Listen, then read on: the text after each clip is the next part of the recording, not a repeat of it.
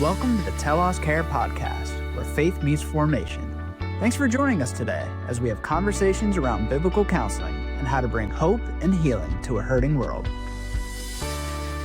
Jonah reached this place in his life where, he goes into the belly of the whale, right?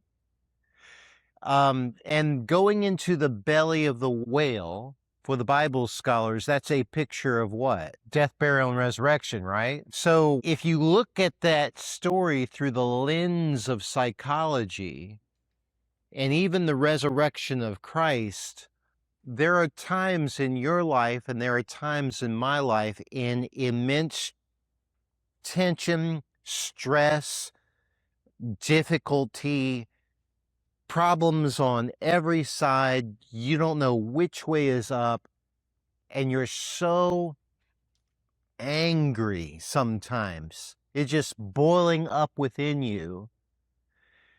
To get through those moments and to find clarity, you've got to go to the belly of the whale. Think the event in Jonah's life where he's thrown off the boat, swallowed up by the fish.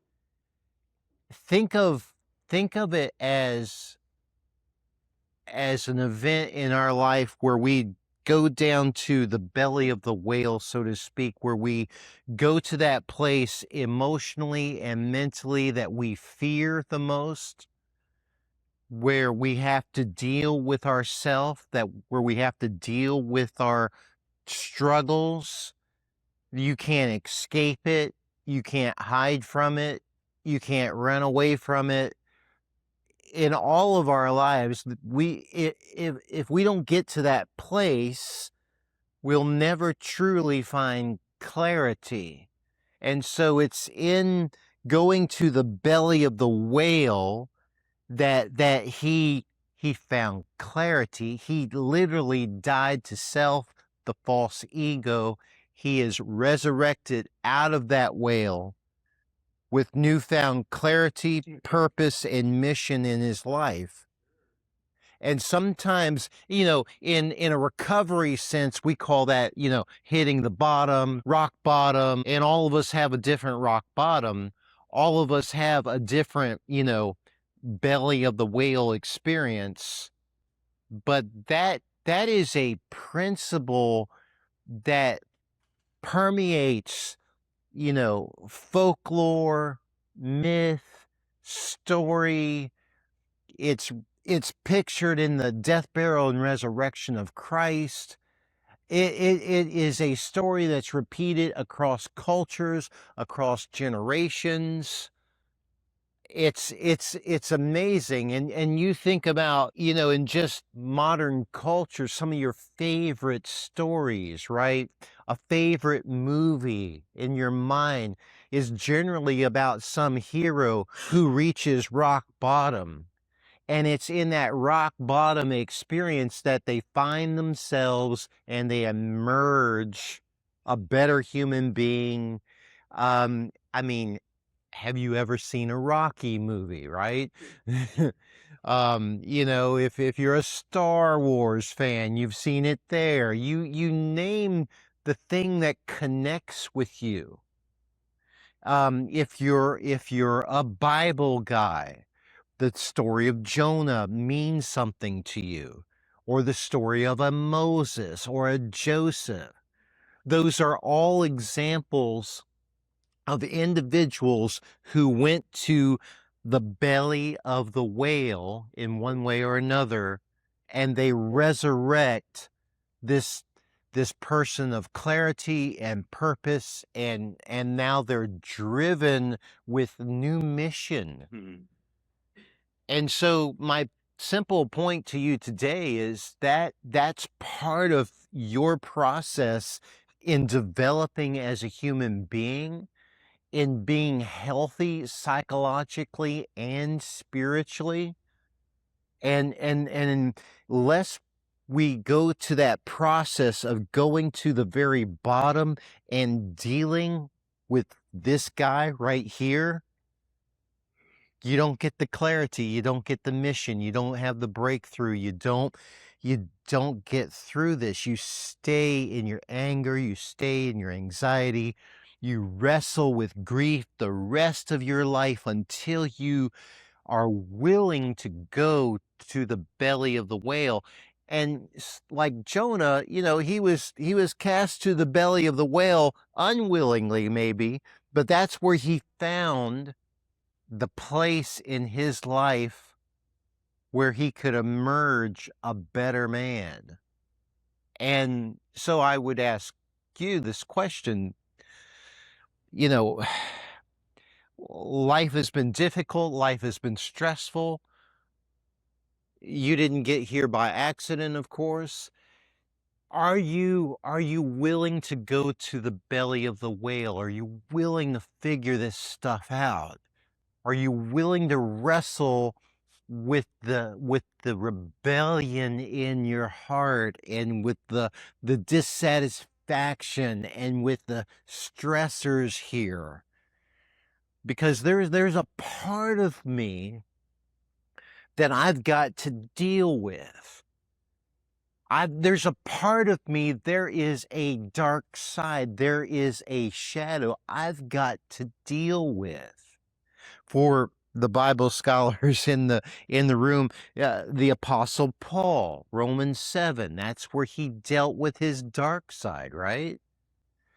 So in order to be healthy spiritually and emotionally, you got to go to the belly of the whale. You got to deal with your stuff. You got to work through it. You got to process through it. Sometimes it's very uncomfortable, but when you do that, you emerge a better human being with purpose, with mission, with clarity, and that is healthy. Is it uncomfortable to get to that process where you have to shed the layers of the false self and the false ego aside? Absolutely. Where you have to deconstruct the ego and the man of arrogance and the man of selfishness and all of that stuff. Heck yeah. You got to get through that. So sometimes, my willful ways will take me to the belly of the whale. Sometimes it's addiction. Sometimes it's just a bridge too far. You thought I could handle this and you can't handle it. And then all of a sudden you're in that place. And some never do the work in the belly of the whale and they stay there. Or if they do get spit back out, they're still not ready, right? And what happens? You go back to the belly again. I mean, yeah, I mean, eventually you will get tired of the fish. Eventually you will get tired of the whale. And some of us learn slower than others. That's for sure. And I can't say that I have not had my hard-headed lessons in life. So that's just, that's a freebie this morning, right? Let me say this. In this class, what I try to address is the whole person. You are body, soul, and spirit. You are emotional and spiritual. And it's so important to be spiritually healthy. In a place like this, you get teaching, you get instruction, you get guidance to reach that spiritual place in your life where you have clarity, you have a sense of purpose and mission. Wonderful.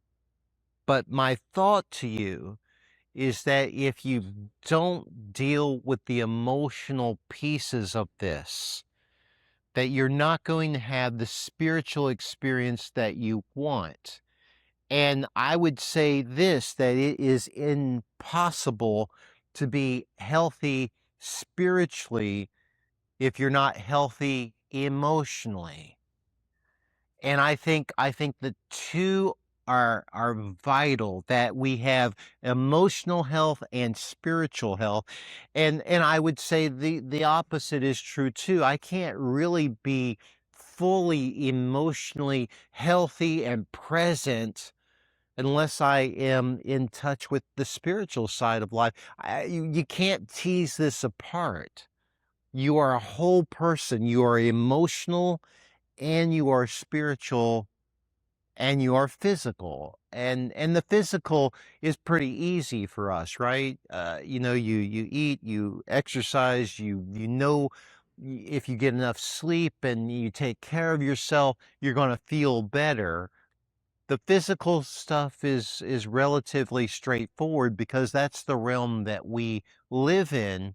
But the emotional world, we can push down, stuff down. We don't want to talk about it. We don't want to deal with it. And the spiritual side, we sometimes think, well, I can quote the Bible. I can talk the talk. I talk Christianese. you know and people think I'm spiritual, but it's much more than that, isn't it? Yeah. Yes, sir. And so sometimes you'll hear me talk about spiritual bypass. So what does that mean? That means I've been through a lot of stuff and I've never really quite dealt with it, but I'm going to bypass that because I can talk the talk and I can talk the Christianese and I can do all of that stuff, but yet the other stuff in my life is not well. And so what does that result in? It results in me being depressed, angry, easily irritable, on edge, unhappy, dissatisfied, burnt out, because I haven't dealt with it. And so if I go to the belly of the whale and I start dealing with this stuff and I come out clean and I come out resolved and I come out with closure to the issues that have brought me to that place, then I can have the best of both worlds. I can be healthy spiritually and emotionally. Does that make sense? I want you to be whole. I want you to be healthy.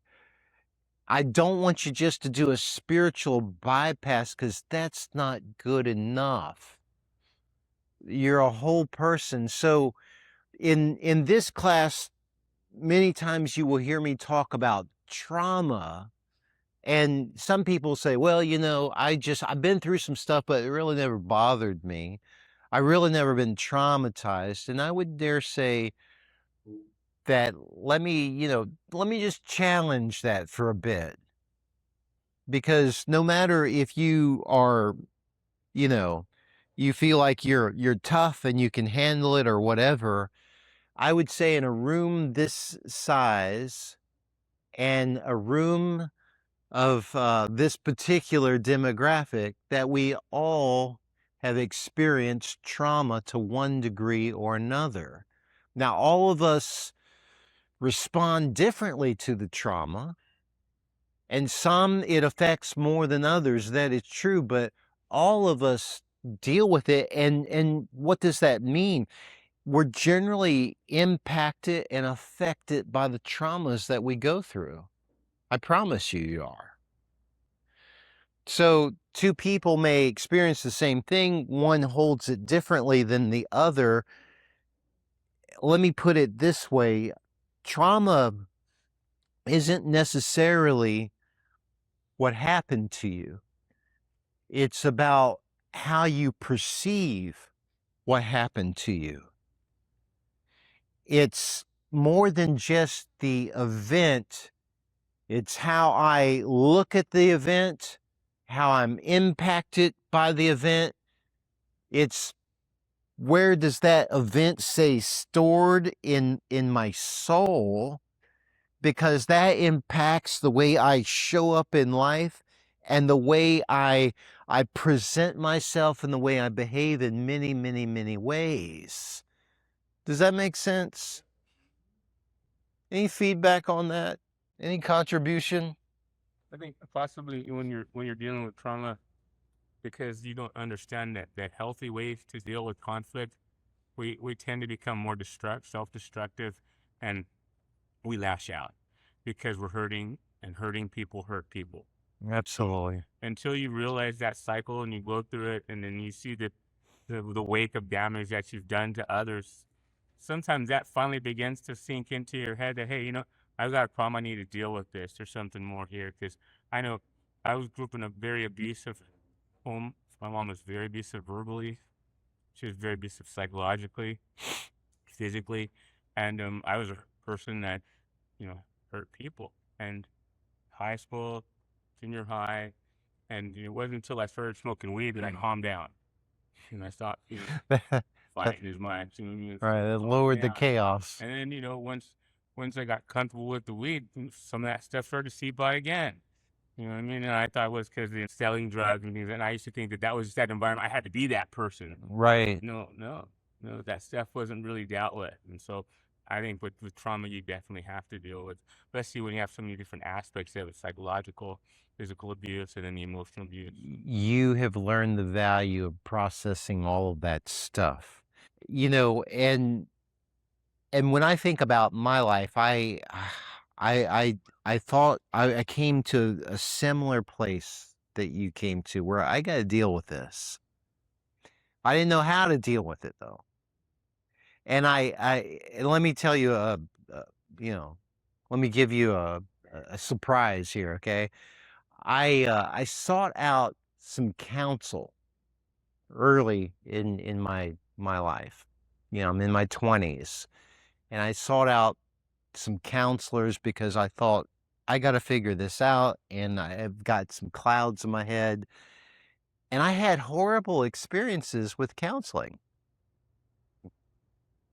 The first person that I went to was very unhelpful, had zero compassion, I felt, didn't really take time with me.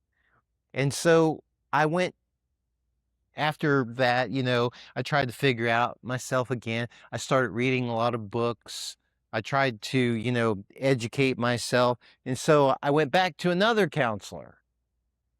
And I didn't have a better experience with the other counselor. And this is after I've been informed and kind of educated myself and things like that. And it's like, I'm not feeling it. I'm not getting anything out of this. And so what did I do? I went to group therapy.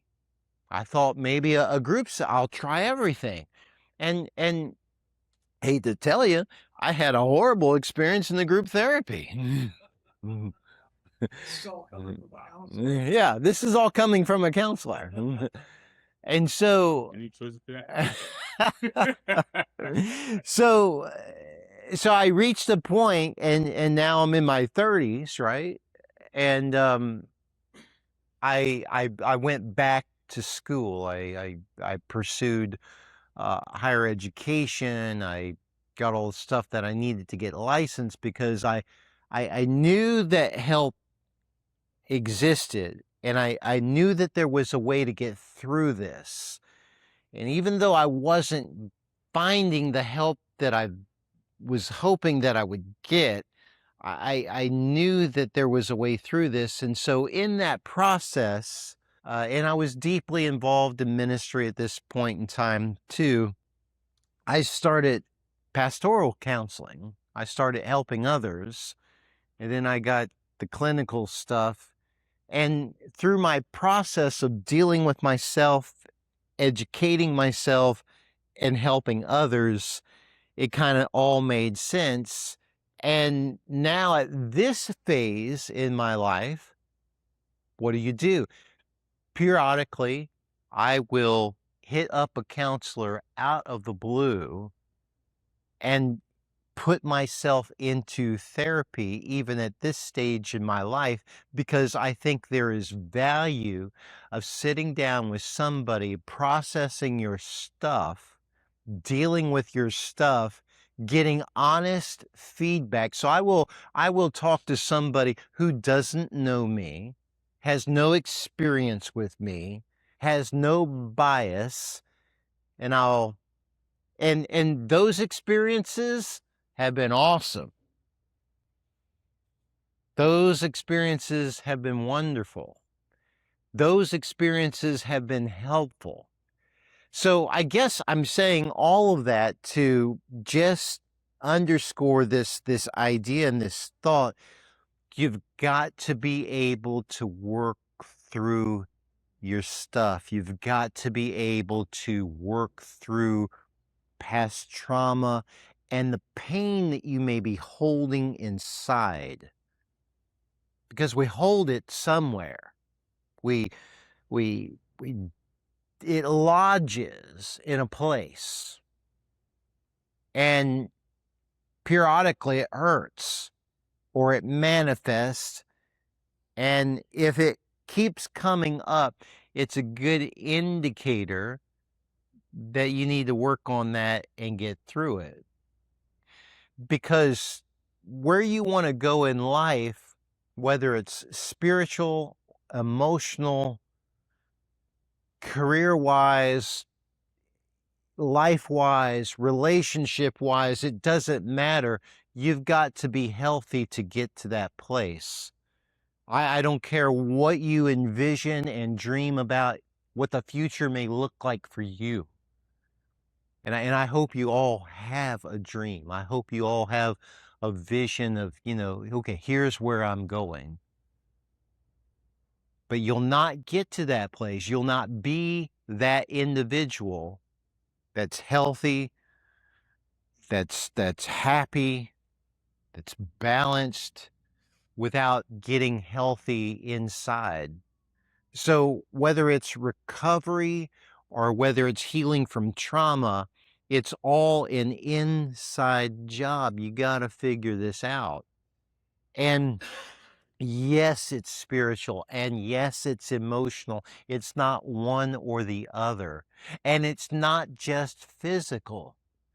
Because, you can go to the gym every day of your life, 6 hours a day, but you can still deal with pain emotionally and feel disconnected spiritually. So fixing the body doesn't fix everything either. You're a whole person. The healthiest person that you'll ever meet gets all three working together: the body, the soul, the emotion, and the spiritual side of it. You can't separate it out. So let me give you a thought or two on this while I'm thinking. What are signs that you're healing? If I'm looking at my life, and what's a good indicator that I'm finding some healing in my life?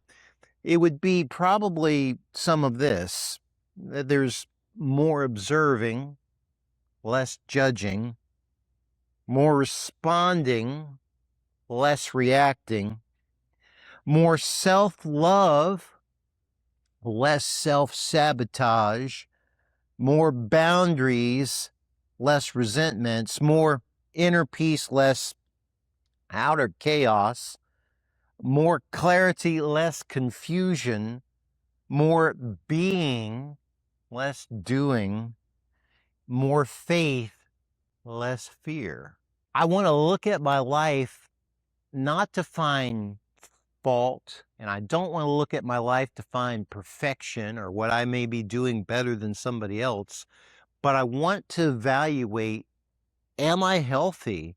Am I in a good place? Am I going the right direction? And so, if you go to a doctor's office, the first thing they're going to do is put you on the scale. They're going to take your blood pressure. They're going to check those vitals. And I would ask you, what do the vitals tell you today? Is there anger? Is there a fantasy in your head about relapsing? You cannot get out. You can't shake it. And you're one opportunity away from going back down the path. What's going on in there? So don't hesitate to do a checkup. Somebody said you need a checkup from the neck up, right? You got to see what's going on in here. And I would say you need a checkup from the neck down too. You need the heart involved in this process. So in trauma recovery, sometimes the term comes up, trauma triggers. Have you heard that term? Yeah. Triggers. Certain words are just thrown around a lot today. But a trigger, it generally unearths something in your life that you just have never really fully resolved. And in all honesty, there are some triggers you will carry with you in your life because we don't have a delete button for your brain. And you can't, like a computer, erase files. You can't put that in the trash and permanently delete a file. Doesn't happen. So some of the, what we would call a trigger, some of it I've got to learn healthy ways just to deal with it. So when you think of the term trigger, what do you think of? Handgun. The trigger is just a mechanism, right? The trigger really can't hurt you. It's the caliber of the bullet in the chamber that causes harm. So you getting in my business or irritating me is just a trigger. The caliber of the chamber, or the bullet in the chamber, is the issue. I've got stored up anger. I've got stored up stress. I've got stored up resentment, bitterness, fill in the blank. And so what does that look like in real life? Put that in simple terms, or let's put that in English, okay? Let's say you grew up in a neighborhood and you were bullied in school.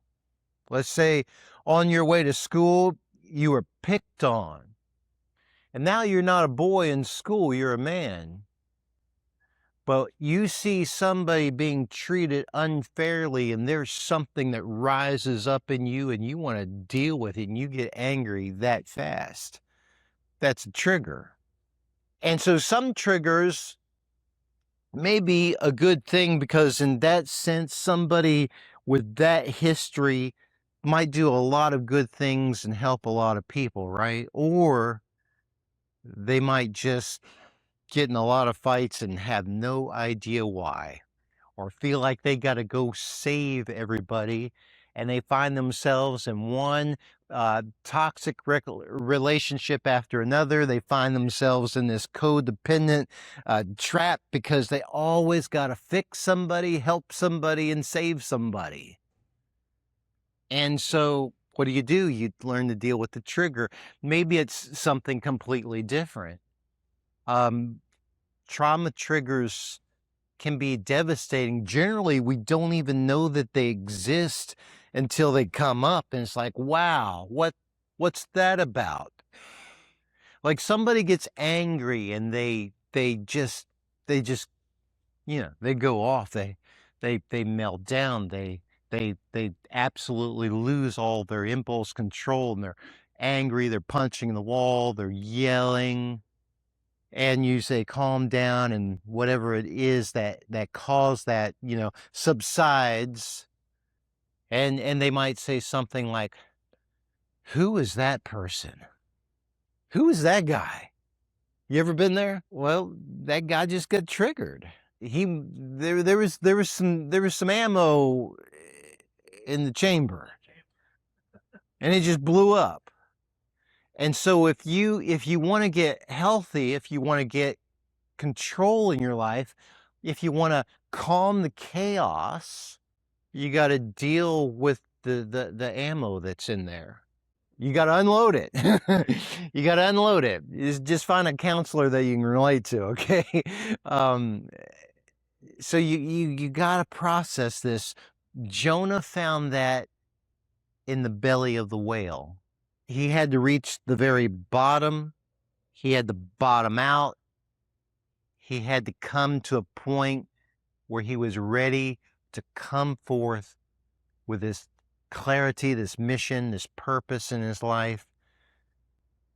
So what, and okay, and just to go on that story just a little bit more, the reason why he didn't want to go to Nineveh was not just because he was, prejudiced against the Ninevites, oh, they talk different, they look different, they eat the wrong kind of food. It was much more than that. The Assyrians were like this wicked group of people that violently attacked Israel. He hated them. I mean, they were like they were like the terrorists of their day. They were inhumane.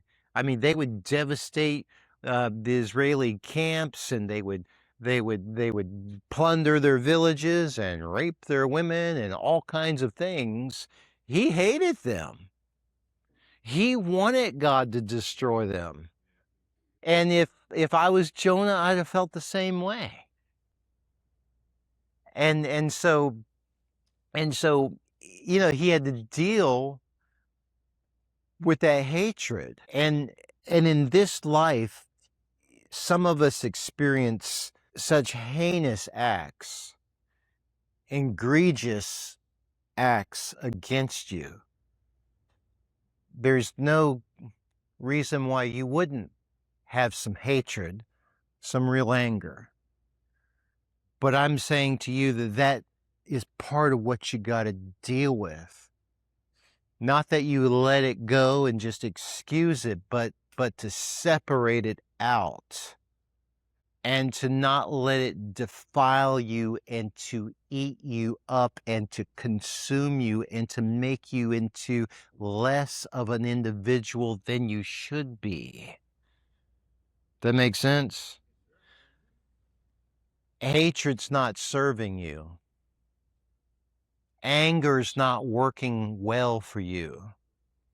It's not the life that's going to take you forward. It generally promotes more and more anger, right? Yeah. So let me move on a little bit further with a couple of ideas. Marcus Aurelius, great Stoic of Roman history. He was an emperor, a philosopher, and a warrior. Man after my own heart. He said this. He said, you have power over your mind, not outside events. Realize this and you will find strength. Let me say that again. You will have power over your mind. You can have power over your mind, not outside events. Realize this and you find strength. So I can have power over my thoughts. I can work this stuff through. I don't have to let anger or insecurity or doubt or fear rule my life. I can have the mind of Christ. I can look at the world through the lens of possibility rather than impossibility or fear. Because life is 10% what happens to me and about 90% of how I react to it. Most of life, most of the challenge, most of the difficulties that we deal with is in how we react to life, or another way to say that is how I show up in life. If I show up in life and my fist is always clenched, if I'm ready to, just always resist, and I'm so frigid and I've got this fixed mindset, I'm generally going to have a bad experience. So, I would say it this way. A negative mind will never give you a positive life. A negative mind will never give you a positive life. So, as I consider all this, let me give you one last thought and we'll wrap this up. And I'll close it on this particular verse in 1 Corinthians 10 and verse 13. No temptation has overtaken you except such as is common to man. But God is faithful, who will not allow you to be tempted beyond what you are able, but with the temptation will also make a way to escape, that you may be able to bear it.